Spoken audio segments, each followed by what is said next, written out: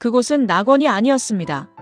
한때 인간이 발을 딛는 곳마다 풍요로운 과실이 열리고 동물들과 평화롭게 대화하며 신의 발자국 소리를 들을 수 있었던 완벽한 정원, 에덴. 하지만 인간의 오만과 불순종은 그 찬란한 낙원의 문을 영원히 닫아버렸습니다. 아담과 하와가 에덴 동산에서 쫓겨난 후 그들 앞에 펼쳐진 것은 축복이 아닌 저주받은 땅이었습니다. 가시덤불과 엉겅퀴가 돋아나는 거친 황무지 속에서 인간은 생존을 위해 피와 땀을 흘려야만 했습니다. 굶주림과 추위, 그리고 알 수 없는 미래에 대한 공포가 인류의 첫 부모를 짓눌렀습니다. 그러나 절망의 심연 속에서도 생명은 신비롭게 피어났습니다. 고통스러운 산고 끝에 하와는 첫 아이를 출산했습니다. 그녀는 아이를 품에 안고 감격에 겨워 외쳤습니다. 내가 여호와로 말미암아 득남하였다. 그 아이의 이름이 바로 카인이었습니다. 카인은 어둠 혹은 소유라는 뜻을 지니고 있었습니다. 잃어버린 낙원의 상실감을 채워줄 유일한 희망이자 온 가족의 기대를 한 몸에 받은 장남이었습니다. 얼마 후 하와는 둘째 아들을 낳았습니다. 그의 이름은 아벨이었습니다. 그런데 아벨이라는 이름의 뜻은 첫째와 사뭇 달랐습니다. 아벨은 숨결, 허무함, 혹은 안개라는 의미를 담고 있었습니다. 왜 부모는 둘째 아이에게 이토록 쓸쓸한 이름을 붙여주었을까요? 낙원 밖의 삶이 준 피로감 때문이었을까요? 아니면 이 아이의 앞날에 들이운 비극적인 운명을 무의식적으로 직감했던 것일까요? 어찌되었든 이 두 형제는 인류 역사상 최초로 어머니의 태중에서 태어난 지구의 첫 아이들이었습니다. 이들은 한 부모의 사랑을 받으며 거친 황무지를 유년 시절의 놀이터 삼아 함께 자랐습니다. 서로가 서로에게 유일한 친구이자 동료였던 시절이었습니다. 이때까지만 해도 아무도 알지 못했습니다. 이 따뜻했던 형제의 우애가 인류 역사상 가장 잔혹하고 비극적인 사건, 즉 최초의 살인이라는 끔찍한 파국으로 치닫게 될 줄은 말이죠. 세월이 흘러 소년들은 청년이 되었고 각자의 생계를 꾸려나가기 시작했습니다. 두 사람은 완전히 다른 삶의 방식을 선택했습니다. 큰아들 카인은 조상 대대로 이어질 땅을 일구는 농부가 되었습니다. 그는 매일 아침 동이 트기 전부터 밤이 깊을 때까지 딱딱한 흙을 파고 돌을 골라내며 씨를 뿌렸습니다. 가뭄이 들면 물을 길어날랐고 잡초를 뽑아내며 온몸이 땀과 흙으로 뒤덮였습니다. 카인에게 노동이란 신이 내린 저주에 맞서 땅으로부터 생명을 짜내는 치열한 전쟁이었습니다. 그는 자신의 힘과 노력, 그리고 인내를 믿는 굳건한 사람이었습니다. 반면 둘째 아들 아벨은 양을 치는 목자가 되었습니다. 목자의 삶은 농부와는 결이 달랐습니다. 아벨은 매일 양떼를 이끌고 푸른 풀밭과 쉴만한 물가를 찾아 떠돌았습니다. 연약한 양들이 맹수에게 물려가지 않도록 밤새 잠을 설치며 지켰고 길을 잃은 어린 양을 품에 안아주었습니다. 아벨은 생명을 돌보는 과정에서 인간의 무력함과 하늘이 내리는 비와 이슬이 없다면 초원의 생명체들이 단 하루도 살 수 없다는 절대적인 의존성을 배웠습니다. 그러던 어느 날 형제에게 중요한 도덕적, 종교적 의무의 시간이 찾아옵니다. 자신들의 존재와 삶의 터전을 주신 여호와 하나님께 감사의 제사를 드리는 날이었습니다. 농부였던 카인은 자신이 1년 동안 피땀 흘려 수확한 땅의 첫 열매와 곡식들을 정성스럽게 모아 제단 위에 올려놓았습니다. 그것은 카인의 노동의 결정체이자 그의 자부심이었습니다. 반면 목자였던 아벨은 자신이 기른 양떼 중에서도 가장 처음 태어난 첫 새끼를 구별했습니다. 그리고 그 양을 잡아 가장 고귀한 부위인 기름을 제단에 바쳤습니다. 여기에 어떤 차별이나 갈등의 소지가 있었을까요? 겉보기에는 아무런 문제가 없었습니다.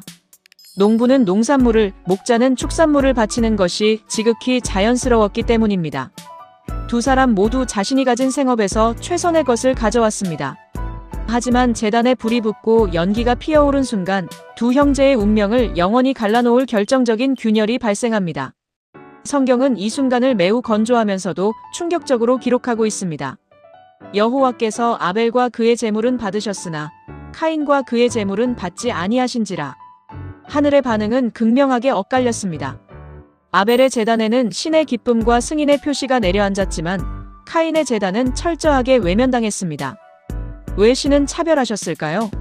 수많은 신학자와 사상가들이 이 대목을 두고 오랜 세월 논쟁을 벌였습니다.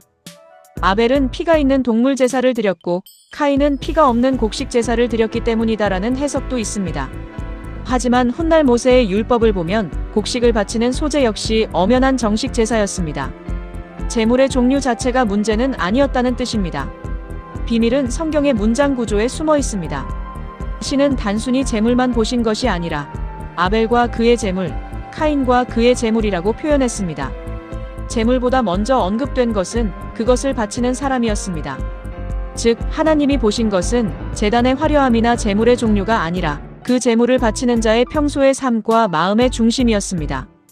아벨은 신을 향한 온전한 신뢰와 경외함으로 제사를 드렸지만 카인의 제사에는 신앙 고백보다는 자신의 노력과 성과를 증명하려는 오만함 혹은 의무감만 가득했던 것입니다. 이 거절은 카인에게 엄청난 충격이었습니다. 장남으로서의 자존심, 동생보다 우월하다는 확신이 한순간에 무너져 내렸습니다. 성경은 카인의 상태를 카인이 몹시 분하여 안색이 변한이라고 묘사합니다.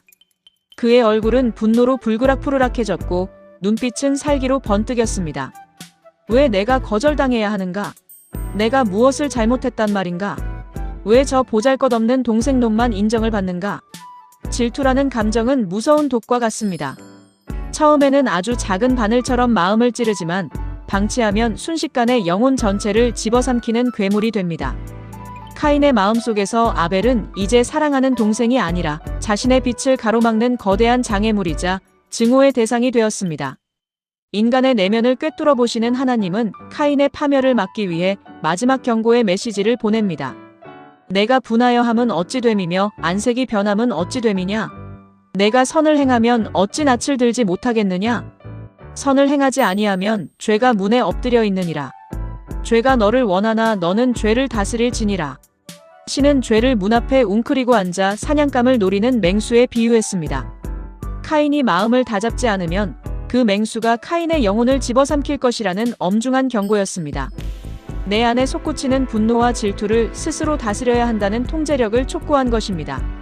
하지만 분노에 눈이 먼 카인에게 신의 목소리는 잔소리나 또 다른 책망으로 들릴 뿐이었습니다. 그는 고개를 돌렸고 마음속의 맹수에게 문을 열어주고 말았습니다. 신의 경고를 무시한 카인은 무서운 계획을 세우기 시작했습니다. 그의 머릿속은 오직 아벨을 제거해야만 자신이 다시 첫째의 자리를, 신의 총애를 되찾을 수 있을 것이라는 망상으로 가득 찼습니다. 어느 날 카인은 아벨에게 다가갔습니다. 평소와 다름없는 부드러운 목소리였을 것입니다. 아벨아, 우리 함께 들판으로 나가자. 형의 목소리에서 어떠한 사리도 느끼지 못한 순진한 아벨은 아무런 의심 없이 형의 뒤를 따라 걸었습니다. 두 형제는 부모의 눈길이 닿지 않는 곳, 그 어떤 목격자도 존재하지 않는 깊고 고요한 들판에 이르렀습니다. 들판에 바람이 불어오고 정적이 감도는 순간 카인의 눈빛이 돌변했습니다. 마음에 품고 있던 잔혹한 맹수가 마침내 풀려난 것입니다. 카인은 힘없는 동생 아벨에게 달려들었습니다. 아벨은 당황하며 형을 바라보았을 것입니다. 형, 왜 그래? 왜 이래? 하지만 카인의 귀에는 아무것도 들리지 않았습니다. 농사일로 다져진 카인의 강인한 팔과 손에는 들판에 굴러다니던 묵직한 돌이나 농기구가 들려 있었을지도 모릅니다. 카인은 무자비하게 아벨을 내리쳤습니다. 둔탁한 타격 소리가 들판을 울렸고 아벨은 비명 한마디 제대로 지르지 못한 채 땅으로 쓰러졌습니다. 차가운 흙바닥 위로 아벨의 선포되지 못한 미래와 그의 순결한 피가 붉게 스며들었습니다. 인류 역사상 최초의 살인. 그것은 국가 간의 전쟁도 아니었고 강도의 범행도 아니었습니다. 가장 가까운 혈연이자 유일한 동반자였던 형이 동생을 죽인 골육상쟁이었습니다. 아벨의 숨이 완전히 끊어지자 카인은 거친 숨을 몰아쉬며 자신의 손을 바라보았습니다. 손에는 동생의 뜨거운 피가 묻어 있었습니다. 질투의 불길이 꺼진 자리에 찾아온 것은 승리감이 아니었습니다. 그것은 생전 처음 느껴보는 기괴한 공포와 공허함이었습니다. 카인은 서둘러 흙을 파내어 아벨의 시신을 묻었습니다. 눈앞에서 시신을 치워버리면 자신의 죄도 함께 사라질 것이라 믿었던 것입니다.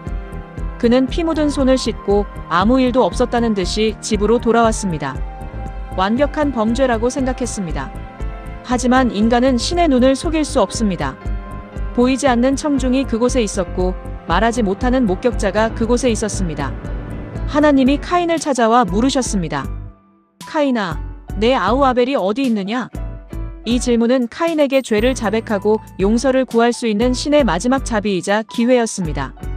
일찍이 그의 아버지 아담은 선악과를 따먹고 숨었을 때 내가 어디 있느냐라는 신의 질문에 두려워하며 죄를 고백했습니다.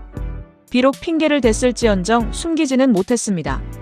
하지만 죄의 파괴력은 한 세대 만에 더욱 진화해 있었습니다.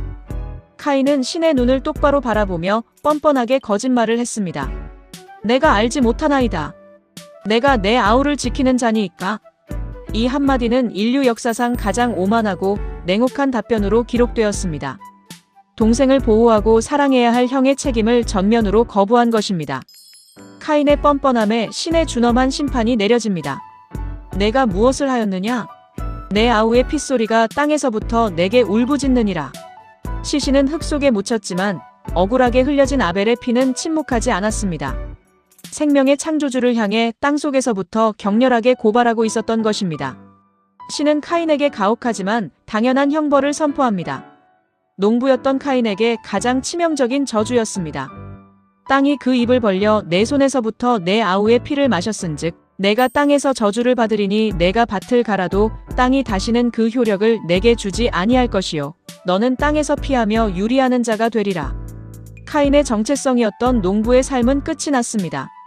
그가 아무리 땀을 흘려도 땅은 죽은 아벨의 피를 기억하며 카인에게 단 하나의 열매도 내어주지 않을 것이었습니다. 고향과 가족으로부터 추방당해 평생을 정처 없이 떠도는 방랑자, 즉 유랑민이 되는 형벌이었습니다. 그제야 카인은 사태의 심각성을 깨닫고 절규합니다. 내 죄벌이 지기가 너무 무거우니이다.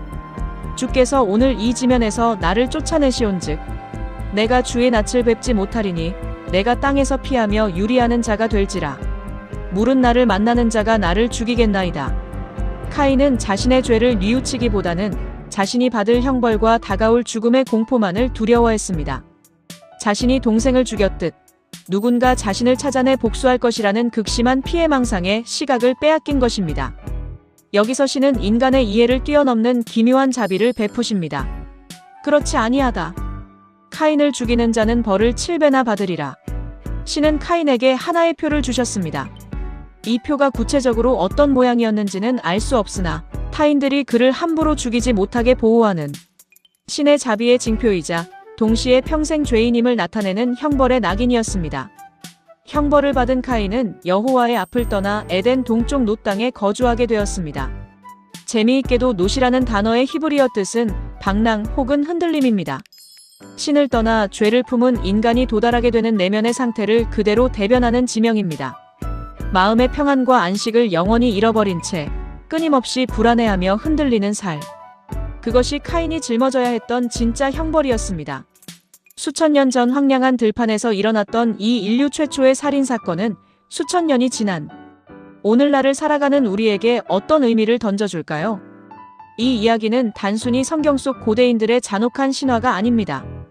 바로 오늘날 우리의 마음속에서 매일같이 펼쳐지는 영적 전쟁의 축소판입니다. 우리는 학교에서, 직장에서, 심지어 가정 안에서조차 끊임없이 타인과 자신을 비교합니다. 누군가 나보다 더 인정받을 때, 누군가 내가 갖지 못한 것을 소유했을 때, 우리 마음속에서는 카인이 느꼈던 그 차가운 질투와 안색을 변하게 만드는 분노가 고개를 듭니다.